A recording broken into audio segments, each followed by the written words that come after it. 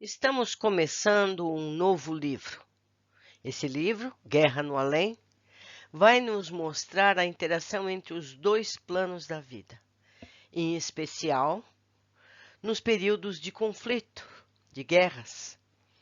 E podemos associar essa situação aos dias que vivemos hoje na Terra, tanto do ponto de vista bélico, militar, como do ponto de vista político. Saber que os planos espirituais, positivos e negativos, podem influenciar os encarnados é muito importante para que possamos filtrar melhor os nossos comportamentos. Lembrando sempre, essa opinião é minha ou foi intuída por alguém de fora? Então vamos começar explicando o ambiente em que vai se dar esse caso. Vamos conhecer detalhes das áreas da colônia Alvorada Nova, dedicadas ao suporte espiritual nos períodos de guerras, especialmente as áreas adaptadas a cada etnia, destinadas aos que chegam dos mais variados locais da Terra. Também conheceremos as atividades dos planos espirituais nos períodos da Primeira e Segunda Guerras Mundiais, tanto o suporte espiritual e atividades dos grupos que instigam os responsáveis pelos governos a promoverem os conflitos. Então, meus amigos, nós vamos descobrir nesse livro que a colônia Alvorada Nova tem espaço, vamos dizer assim como na linguagem atual, temáticos. Então, tem a área destinada aos povos orientais, com toda a aparência de um lugar oriental, assim como lugares do deserto, lugares europeus, lugares tropicais, para aquele espírito que chega se sentir em casa e isso facilitar a sua recuperação do estado em que se encontrar. É muito interessante. Nós vamos ver tudo isso. Esse livro não foi escrito em capítulos, então isso daria um livro de muitas horas, e isso não é muito prático. Então eu dividi essas leituras em períodos de até 30 minutos. A maioria tem 20 minutos, 15 minutos, facilitando para que a postagem seja fracionada e isso facilite também a leitura de vocês, ok? Então vamos começar. Guerra no Além. Primeira leitura. A descrição das atividades do posto 109. Essa colônia Alvorada Nova é imensa, imensa. Então, esse é o posto 109.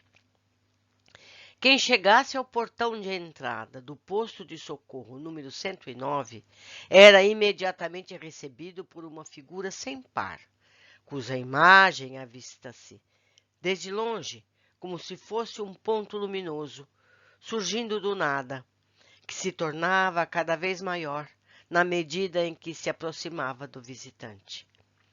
Tratava-se de um ancião muito simpático, de face oriental, marcada pela sabedoria e cuja testa era grande o suficiente para dar a impressão de inteligência e erudição.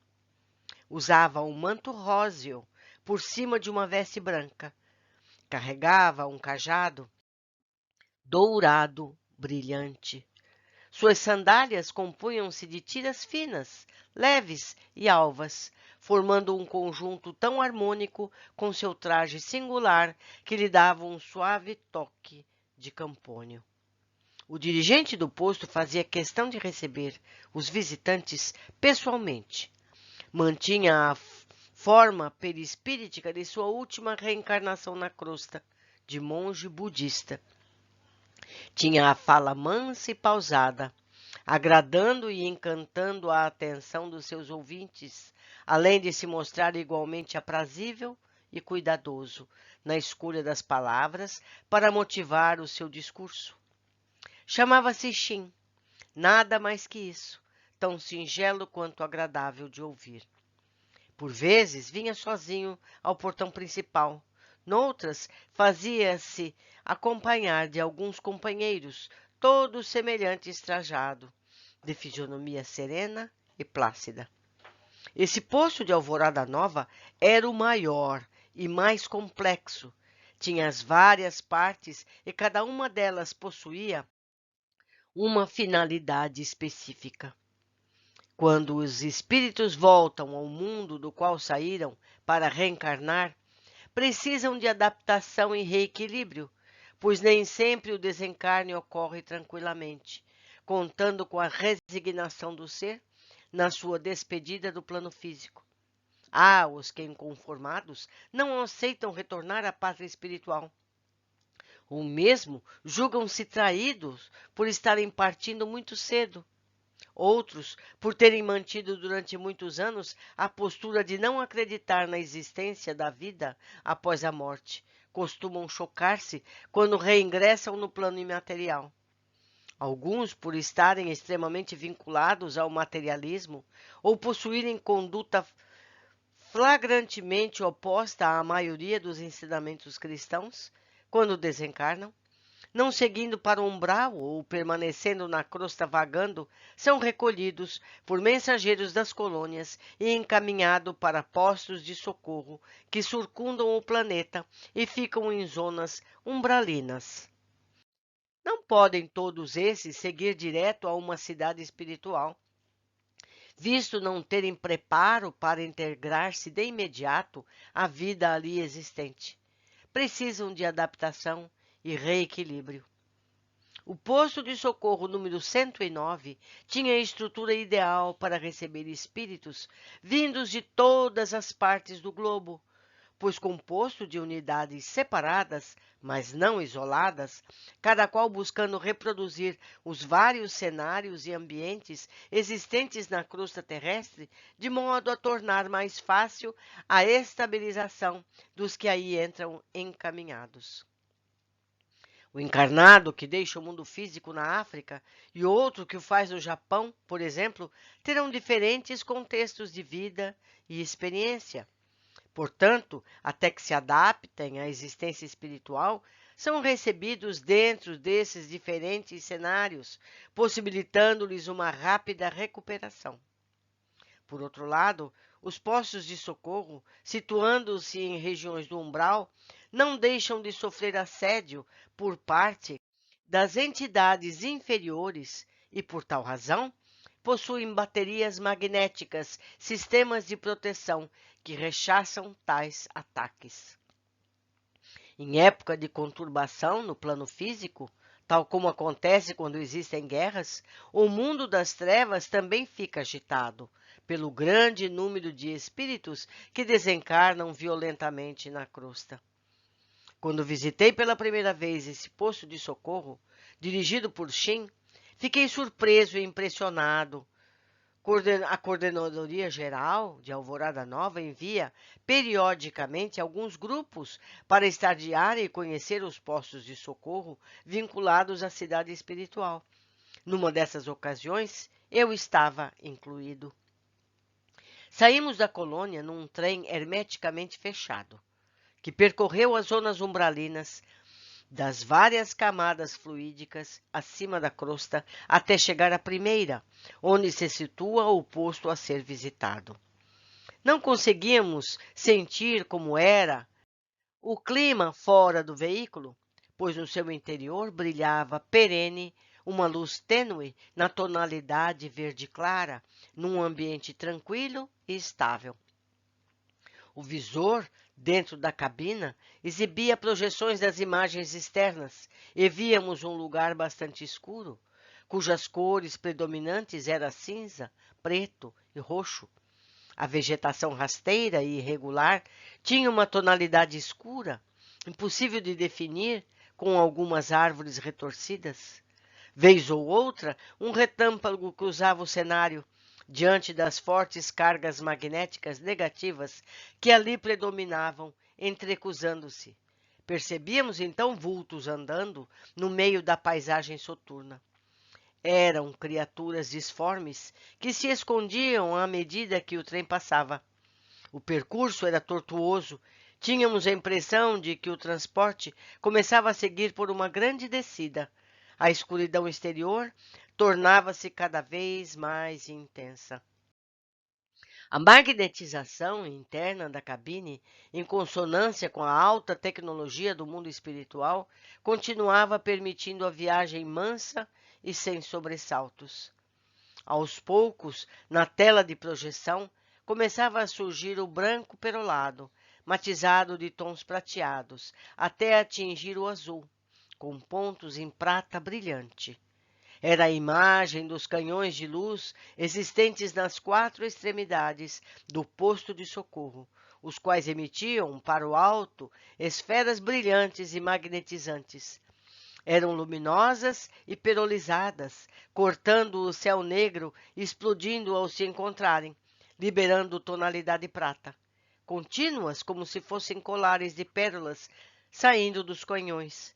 Elas formavam 4 feixes que se encontravam no alto, constituindo imensa pirâmide de luz e provocando explosões magnéticas que liberavam minúsculas partículas, as quais caíam por sobre essa forma piramidal, dando a impressão de ser coberta por um guarda-chuva prateado.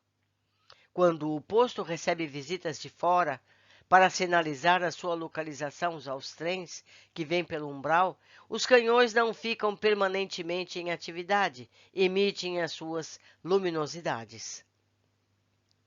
Enquanto essas luzes emanavam, criaturas das trevas escondiam-se apressadas, incompatibilizadas com a claridade brilhante.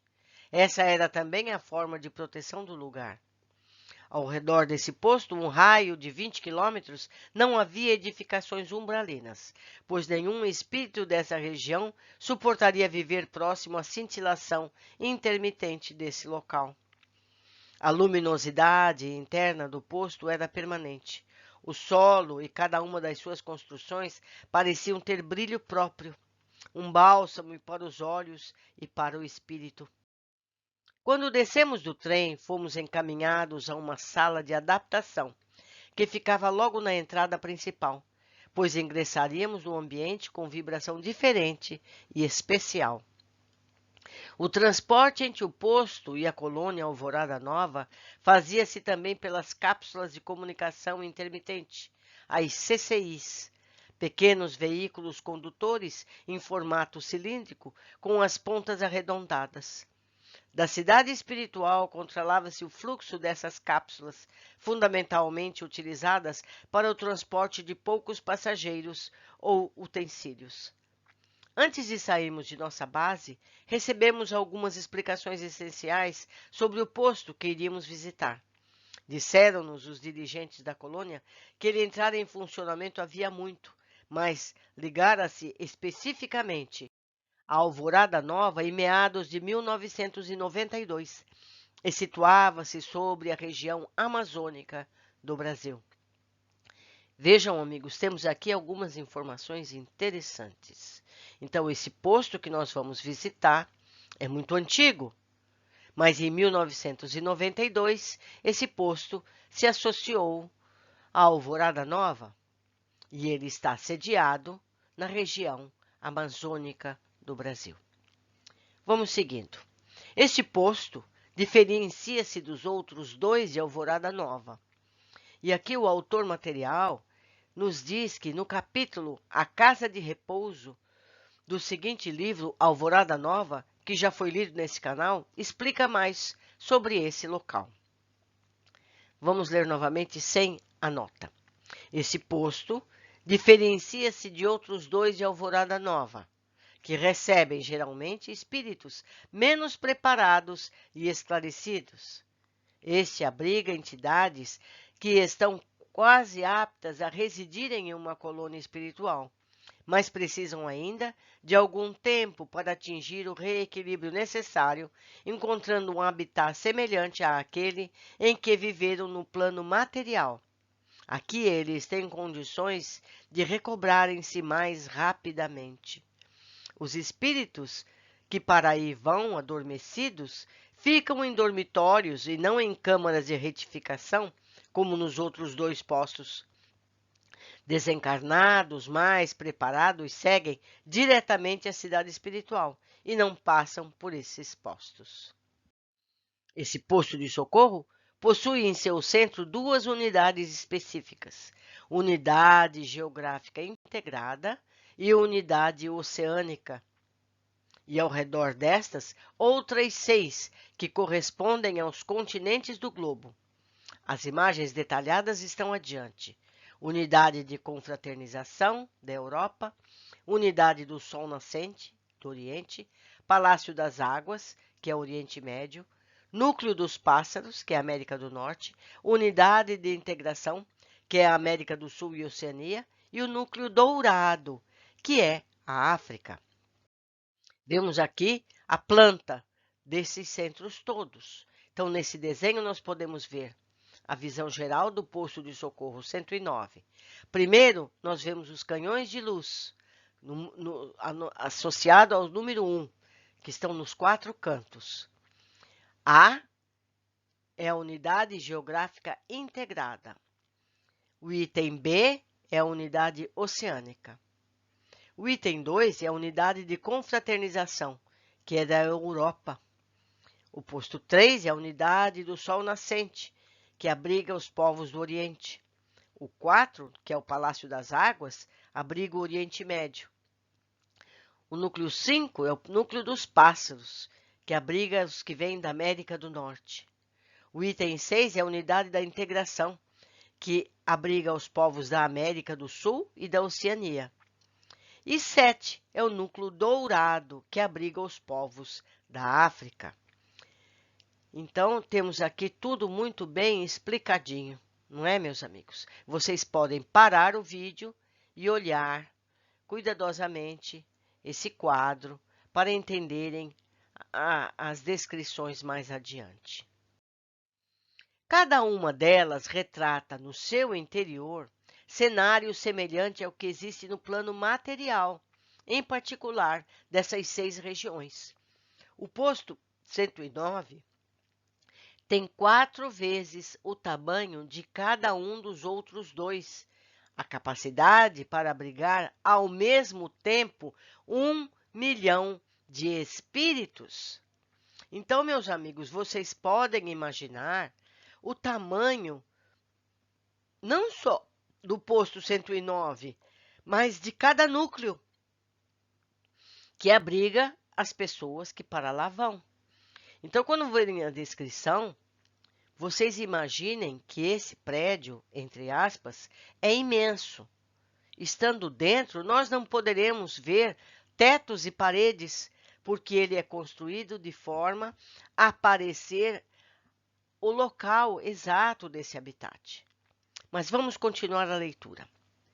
Livrando-se do apego da carne, ou seja, do corpo físico, e ao habitat que teve, a entidade assume a sua posição no plano espiritual, tornando-se apta a trabalhar em qualquer outra unidade de Alvorada Nova, ou a retornar ao plano físico para a nova reencarnação que se fizer necessária. Então, eu tomo a liberdade de explicar mais aqui. Então, uma pessoa que morre lá no Oriente, que tem uma cultura muito específica, se ela precisar ser recolhida nesse posto e não num posto da sua terra, ela vai encontrar a similaridade do ambiente em que vivia. Então, ela não vai ter um choque de diferentes situações. Então, ela vai encontrar tudo como é, onde estava, quando ela vivia. Então, ela vai conviver nesse ambiente para se adaptar aos planos espirituais, onde a cultura é mais generalista. Concluindo essa etapa, tanto ela pode ir para um posto comum, geral, onde todas as pessoas são iguais, como pode retornar para a vida física, seja na mesma terra onde ela faleceu, como em qualquer outra, porque ela vai estar adaptada ao plano geral do planeta Terra. Vamos continuar a leitura. Quando adquire a consciência de que a unidade onde foi recebido é apenas uma representação daquilo que vivenciou na materialidade, consegue o espírito libertar-se de seu passado, alcançando condições para melhor enfrentar o seu futuro. Com tais dados em mente, e saindo da sala de adaptação, vislumbramos a figura da qual me referi no início, caminhando alegremente em nossa direção. Saudações, meus amigos da colônia, exclamou Shin, tão logo se aproximou do meu grupo. Sejam muito bem-vindos. Desejo abraçá-los um a um, antes de começarmos a nossa peregrinação. E assim, nem dando oportunidade que nós respondêssemos ao seu cumprimento inicial, foi vibrante o seu abraço. Ficamos alguns minutos magnetizados e quase adormecidos, sentindo nosso corpo formigando. Vimos os fluidos positivos e suavemente brilhantes espalhando-se ao nosso redor. Que força e vigor tinha essa figura oriental que nos havia recebido. A partir daí, começamos a conhecer o posto. Extasiados, não deixamos de perguntar a Shin a respeito dos espíritos que para lá seguiam. Qual era a sua reação? Qual era a reação que tinham?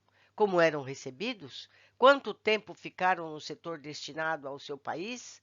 Enfim, queríamos saber detalhes desse importante processo de readaptação após o retorno do plano material. Shin não mediu esforços para nos explicar.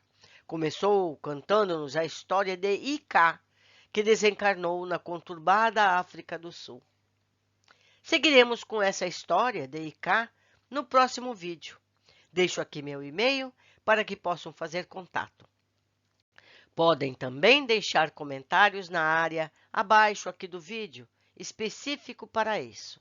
Para mim é uma alegria estar aqui lendo esses livros para vocês. Um grande abraço e até a história de Ika.